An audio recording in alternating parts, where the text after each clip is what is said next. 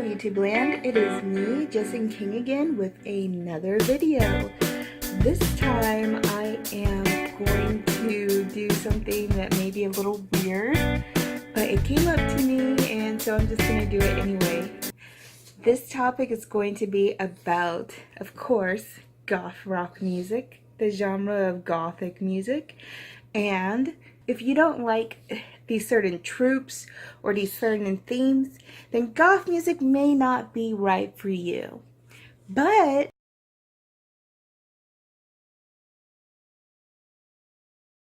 if you're into these things, then it's definitely something that you should check out if you haven't already.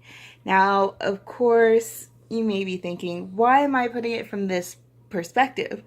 I am doing it from this perspective because, as we've seen in video after video after video after video, people are talking very frequently about how trying to get into gothic rock that are younger and they're not feeling it, or they're dressing the part and they want to try other avenues and they don't quite know what to expect. And even though there are bands after bands after bands, the top 5 bands suggested on YouTube over and over again without a lot of different variety for those who may not like those top 5 original goth bands, I thought to go in a different direction and suggest or point out themes that I noticed when I listened to the 80s music and things that you may like, things that you may not like. So, number 1, long introductions. Not all gothic music has long introductions, but a lot of songs do. So if you want a song that will immediately start and you hear vocals, you hear someone talking, singing, some sort of human sounds, you're probably not going to get in a lot of gothic rock. There's a lot of themes where they have intro songs playing for 2 minutes, intro of the song playing for 2 minutes, 3 minutes, 6 minutes sometimes. So if that's something that you don't like, goth rock may not be for you. Second thing, repetition.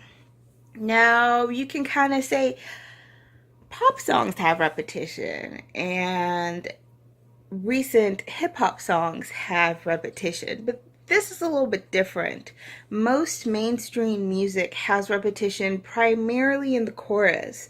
A lot of songs need to tell a story to make money on the music industry. A lot of songs need to have some sort of quick-paced progression. And only occasionally do they do it, and they think of it as alternative art. But it's very, very common in a lot of bands to have a repetition of the words, repetition of a beat, a repetition of just using the chorus more as maybe verse 1, verse 2 instead of just a chorus kind of thing. So if that's something that you're not interested in, it may not work out that well for you. Next thing that I'm going to discuss is rhythm, the percussion section. Now, hip hop has a lot of beats to it, right?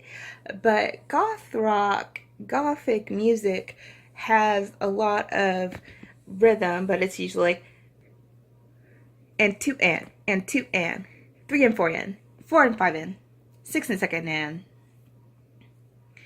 and things of that nature. So it has kind of a offbeat or irregular instead of the 1 and 2 and 3 and 4 and, or a lot of rhythm that kind of goes into maybe tribal. It goes the other way. It's a little more unique, I would say. So if you're someone that likes on-beat rhythm, on-beat articulations, and you don't quite like rhythm that is unique or at odds or on offbeats, this might not be a genre for you. The next thing I want to discuss is noise.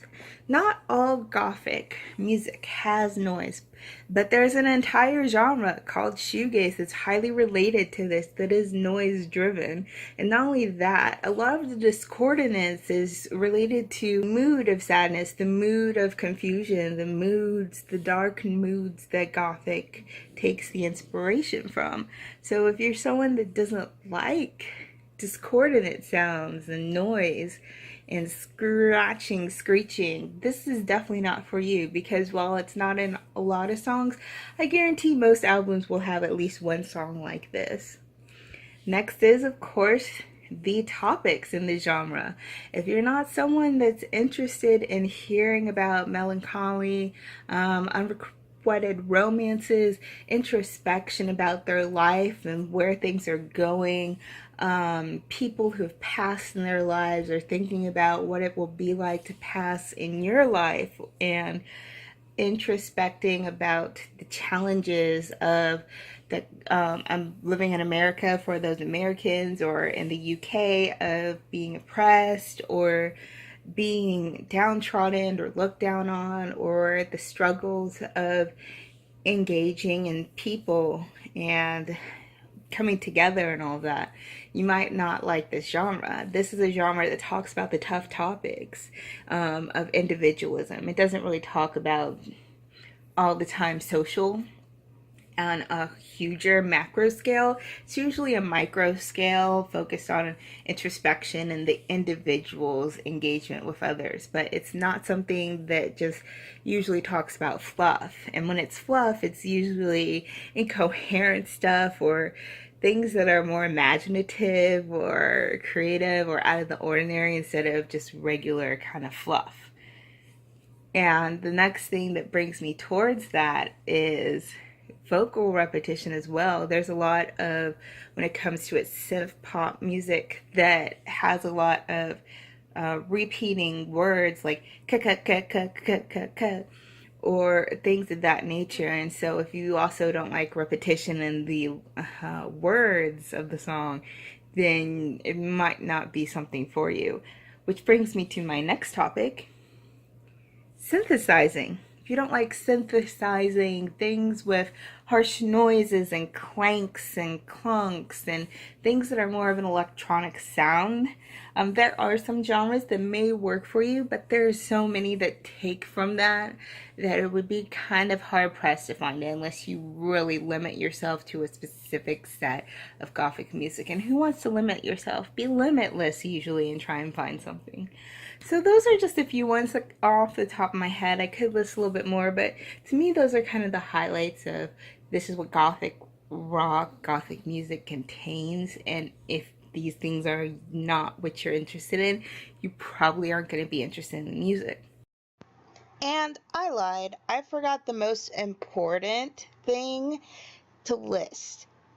If you don't like deep vocals, as in baritone, as in the lower section of the vocal range, to the point where there's a lot of songs you may not understand what they're saying and you have to look up lyrics. And if it's a band that's more independent or new, or it was more off the records and they don't have lyrics, you are probably not going to understand what they're saying at all unless you take a really hard time pausing every other word, turning the music up, listening intently multiple times to try and figure out what they're saying. So if you're someone that doesn't like incoherence and getting the emotion across through sound and through vocal pitch on a deeper range, goth rock may not be for you. Okay, now that's it. I was thinking maybe I should show some musical examples of all of these from songs that I personally listen to. But then when I realized, when I was getting into things such as repetition and things such as long introductions, that would probably put the video over 13 minutes, over 16 minutes.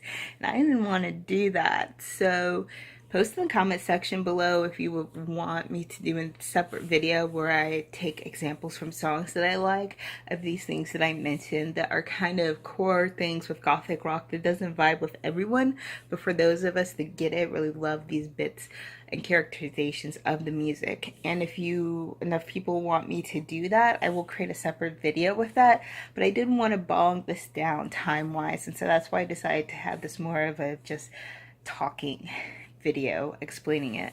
And yeah, it may be a little clickbaity, but I wanted to word it like this because instead of showing bands, the 5 bands, you know, Susie and Bauhaus and The Cure and all of those like bands that they do over and over again, instead of some original things like the Cramps, Tones on Tails, Red Yori, Yellow Lori, and things of that nature.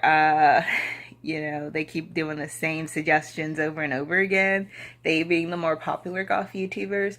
I decided to just flip it and do something where it's like, well, these are themes, actually. Themes and characterizations of this genre that are often to sound that others really like.